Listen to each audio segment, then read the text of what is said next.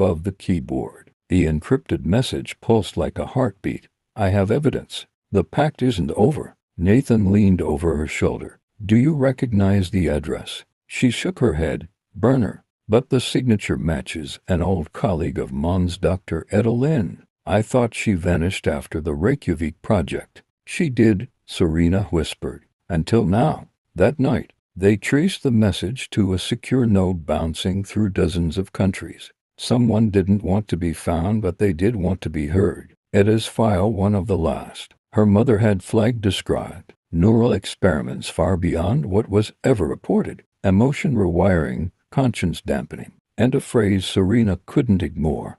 Project Eidolon. Eidolon, a ghost. 2 days later, Serena received the location, an abandoned observatory in northern Finland. No explanation, no invitation, just coordinates and a blinking cursor. Against Nathan's protests, she went. Snow howled across the tundra as Serena stepped from the train, the cold slicing through her coat. She found the observatory half buried in frost, looming like a relic of forgotten futures. Inside, candles flickered across dusty consoles, and in the center, thin, tired, and trembling, stood Dr. Lynn. "I wasn't sure you'd come," Etta rasped. "They're watching everything now." "I need to know what my mother was working on," Serena said. She tried to shut it down. Eidolon wasn't a treatment, it was a control system. The idea was to rewrite guilt, to engineer obedience. They planned to implant it in soldiers, then politicians,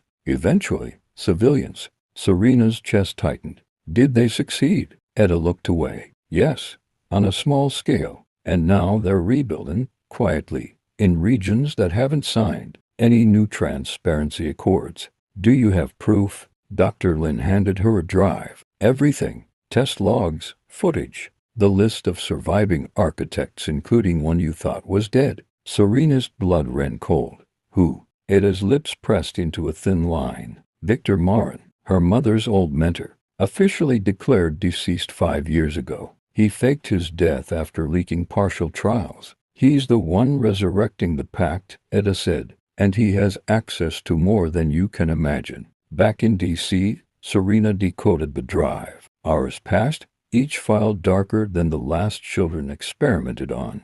Prisoners reprogrammed, entire communities influenced by biofeedback signals masked as medical aid. The ghosts in the wires weren't just real. They were watching, and they were ready to act. Like and subscribe.